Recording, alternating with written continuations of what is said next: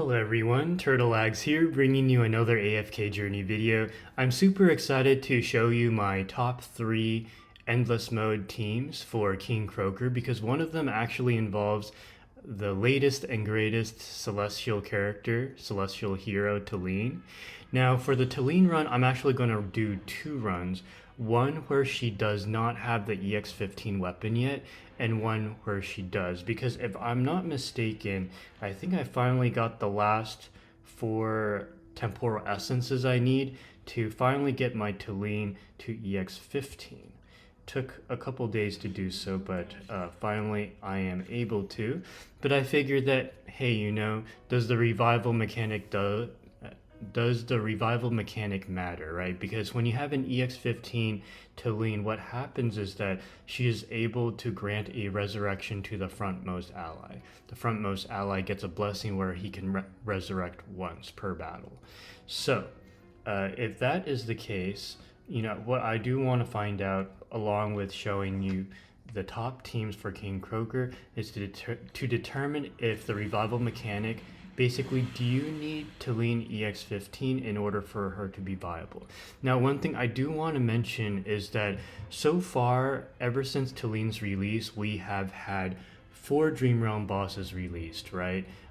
Lone Gaze, followed by Alpha Bear, followed by Skyclops, and today King Croaker. And both the Lone Gaze and the Skyclops have meta teams, high-ranking endless teams that have Talene in it. So Talene is already 2 out of 3. I know in yesterday's video, Skyclops video, I didn't run a Talene team, but it was because no one was experimenting with Talene, at least someone who had invested characters, until the last 4 hours of the day. And I should have actually gone down and tried it myself. So that is my fault. So moving forwards with these endless mode showcases, I'm going to actually run Talene just to see if she's viable, because I don't think a whole lot of people are trying her out. Or maybe they're trying her out, but they got a better score with a non-Talene team. So, anyways, I digress. The first team I want to showcase is actually one that Ryojin cooked up that features Thorin, Smokey, Rainier, Talene, and Frusto. And I know that some people are like, oh, I want free to play options. I actually have an older King Croaker video that has free to play options, so you can refer to that. Like, just check out a hill mode video for King Croaker in my YouTube channel. You'll find timestamps that show the free to play variants. This is not the video for it. This is just showing if you are serious about getting a high score, if you own all the units, these are the teams that you would consider running. So, how does this team work?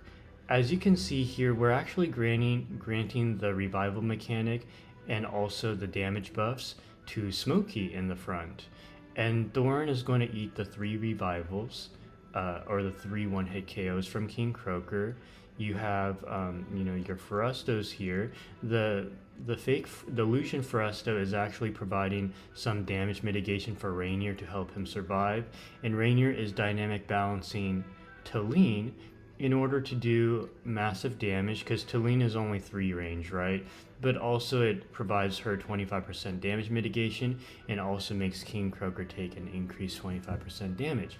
Not to mention Talene gets an attack boost, and as per usual, the evocation spell is going to be your best friend. Alright, so let's go ahead and showcase this. Now, one thing I was a little worried about with releasing this video is that ever since the copy formations feature has been available for Dream Realm, this was in the latest update, which was 4 days ago, alongside Talene. I have been kind of asking myself, is it worth it to do showcases like these, because you can just copy pasta, right? But I think it's still very important to upload videos like these in order to show you guys that, basically explain to you the process behind the team building, because it might not be super obvious for some people. Okay, and the fact that we almost hit 40 bill right there is very good. I think we are working with an EX4 Talene here. I did make it to rank 5 in my server with this team. Here is the damage output, as you can see. Now we're going to spice things up a little bit. We're going to use the exact same meta-defining team formation, but instead... Okay, yeah, let's post it, sure. But instead of... So there should be me down here, yeah. So as you can see here, I almost scored as high as the third meta team that I will show later on. But now let's turn up the heat a little bit. Let's spice things up with an EX15 Talene, and actually just to balance things out, given that most of my Dream Realm DPSs, they have an EX20 weapon, we're going to bring her straight to EX20. The stat bonuses are pretty significant from 10 to 15. As you can see, she gets 2.3% extra HP, 2.8% extra attack, 0.8% extra physical and magic defense whenever she levels up once from 10 to 11, 11 to 12, etc. So let's go ahead and do this. So huge stat boost here. It seems to be to me that they're designing her like a glass cannon. So having an EX investment is quite good, and of course, as we expected, 0.5% stat increase all across the board when you have a have her leveled up from EX15 to EX20. Okay, so now she's EX20. I think it's well worth it. I do run her in my Supreme Arena team, and now she is best in slot for at least 2 of the Dream Realm teams. So very excited. And let me go ahead and see if... Okay, let's just continue here. I'll optimize the charms later. Okay, so now let's see how big of a difference there is if now Smokey can revive once. And Smokey matters a lot because Smokey, when he has his allies within the yellow fog,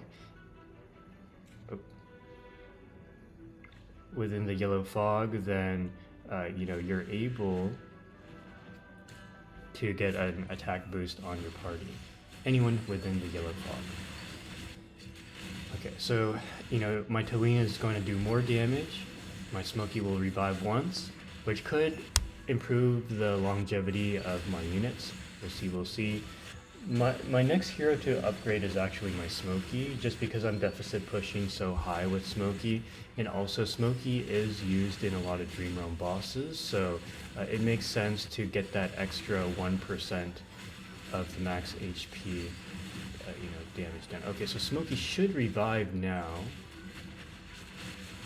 Oh, we already have past 40 mil. I don't know why Smokey didn't revive though. 41.57 bill. So okay. Alright, so now we're in third.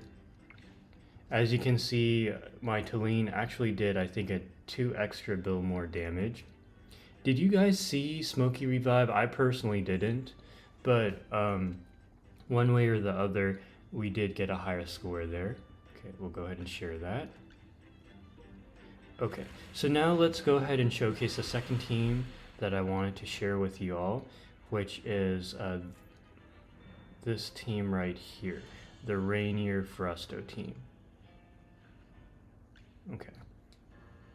So essentially, instead of Talene as a DPS, you're running Merrily as a DPS, and that makes a lot of sense. I do have an EX20 Merrily. The beauty of Merrily is that she does high true damage, so she is basically the DPS of choice when you are looking for someone to bypass the physical and magic defenses. This is actually the team, the latest team that was basically meta-defining, that got you the top score. Most Leviathans will run this team, at least up until Talene's release.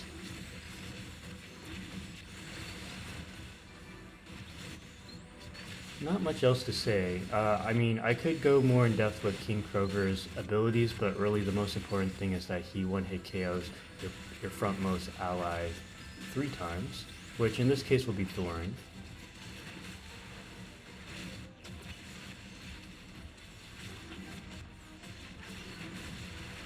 Okay, so pretty respectable there, 41 billion.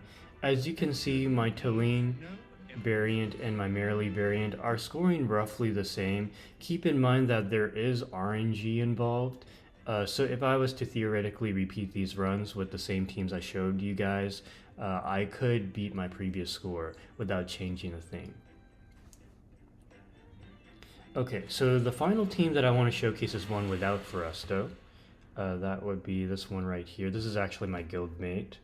This was, I think it's very important that, it's kind of scary how much Foresto is just taking over the game with being in every single AFK stage replay now, being viable in Supreme Arena formations, and now being in at least 4 of the 6 Dream Realm meta-defining, you know, builds. Now, in this case, instead of running Foresto, we are running Corrin, and the beauty of Corrin is that he is also able to do true damage, supplementing Merrily's damage with his own, while also providing an additional bit of survivability with his shielding, and he is going to have half of his damage taken or removed and put onto Thorn instead. So, altogether, this team should hold up pretty well.